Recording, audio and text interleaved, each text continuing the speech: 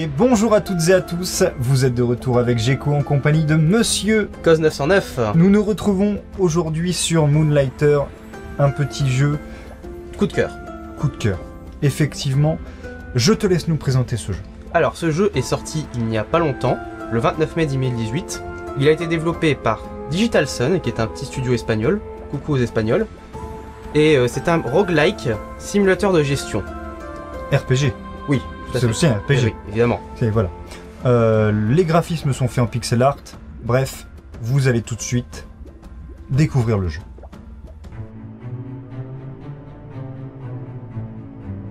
La légende raconte qu'un jeu indépendant va tout changer. Ils sont ici pour le trouver. Vous êtes avec les Zéros Connus.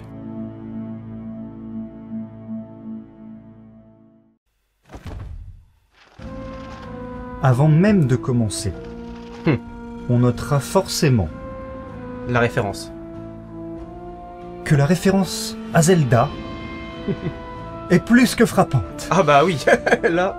Les donjons sont clairement identiques au visuel des donjons du premier Zelda sur NES. Oui. Voilà. Il y a plusieurs autres références à Zelda dans le jeu que je vous laisserai la joie de découvrir. Maintenant, parlons un peu des côtés de ce jeu. Il y a deux phases dans ce jeu, concrètement. Une phase Le donjon. de donjon et une phase de vente. Car C'est oui, ça. quand vous tuez des monstres dans les donjons, vous ramassez des objets que vous allez ensuite devoir vendre dans votre magasin, puisque le Moonlighter, le titre du jeu en fait, est le nom de votre magasin. Vous vous appelez Will et vous partez à la conquête de ces donjons pour Remplir votre magasin. voilà, remplir votre magasin et l'améliorer au fur et à mesure du temps, mais aussi pour une histoire bien particulière, parce que le scénario dans ce jeu est assez bien ficelé, et en fait vous marchez sur les pas de votre grand-père, qui lui a péri dans ces donjons. Et vous allez découvrir l'histoire au fur et à mesure.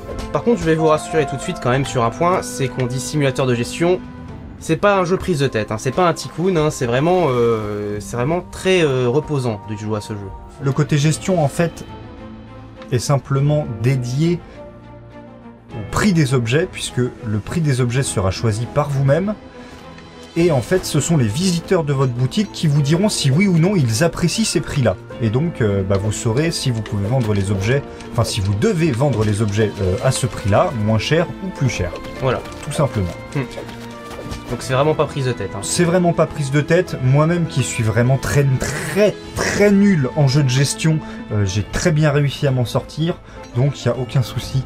D'ailleurs, moi je propose même de dire que c'est pas vraiment un simulateur de gestion. Oui. Voilà. On a le côté fun du côté simulateur de gestion en fait. Voilà, c'est ça. Exactement. Un autre point frappant quand même qu'il faut aborder, c'est quand même le sujet des musiques. Parce que qu'est-ce qu'un jeu sans ses musiques?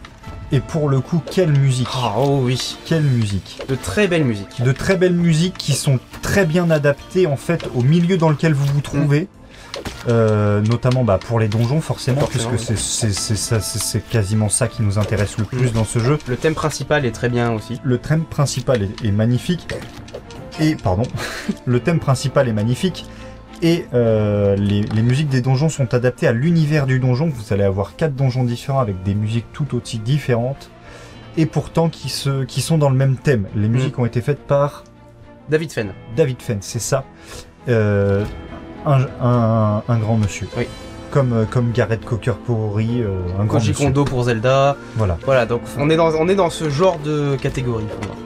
Clairement. Exactement. Des Clairement, musiques clairement. qui vous transportent. Vous les mettez sur votre casque, vous partez. Voilà. Que dire d'autre? Ici, il y a un truc que j'ai à dire sur ce jeu, un truc que j'ai largement apprécié et que je ne retrouve pas souvent dans les jeux. C'est que, donc moi j'ai fini le jeu. Quand on finit le jeu est fini. Oui. C'est-à-dire que, vous savez, dans les Zelda notamment, on vous met une vieille sauvegarde avant le boss final. Et ça, c'est insupportable. Voilà, ça c'est insupportable. C'est-à-dire que après, en fait, c'est comme si vous n'aviez jamais vraiment voilà, fini le jeu, quoi. Exactement, c'est comme si vous vous étiez juste arrêté avant le boss. Alors que là, non. Là, vous battez le boss final. Après, il n'y a plus de boss final, il est mort. Et vous avez sauvegardé après.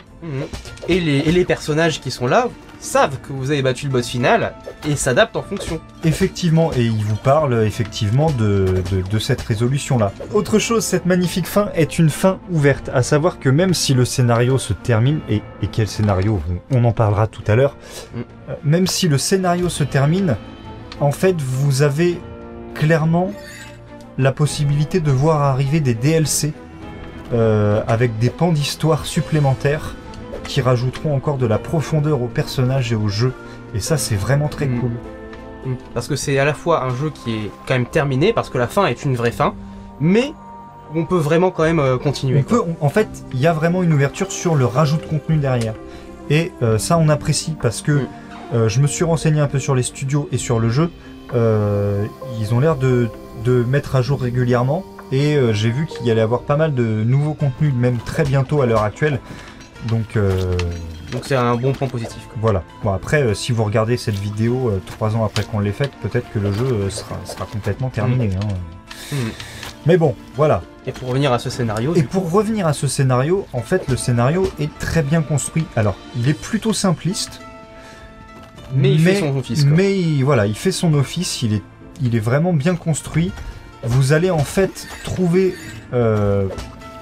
des notes dans les donjons, tout simplement, qui vont vous raconter...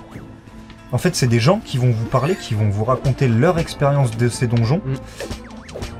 Et vous allez comprendre, en fait, le fonctionnement du jeu au fur et à mesure, en fait. Au fur et à mesure de la découverte des donjons, exactement. Et c'est ça qui est génial. J'ai trouvé ce côté. On grandit avec, avec le personnage. Et vous ne comprendrez tout qu'une fois le jeu terminé. Tout vous sera expliqué à la fin, il n'y aura plus aucune zone d'ombre. Du coup, c'est ça qui est bien. C'est ça. Donc, on va revenir rapidement pour terminer sur ces donjons. Chaque donjon, donc il y en a 4. À 3 étages. À 3 étages, avec le boss dans le 4e étage, entre guillemets. Pour rentrer, en fait, chez vous, pour sortir de ces donjons, en fait, vous possédez un médaillon qui est ici, et qui va vous permettre de vous téléporter, moyennant un certain coût qui est, en général, relativement bas, par rapport à ce que vous allez récolter, à ce que vous allez récolter durant les ventes de votre run.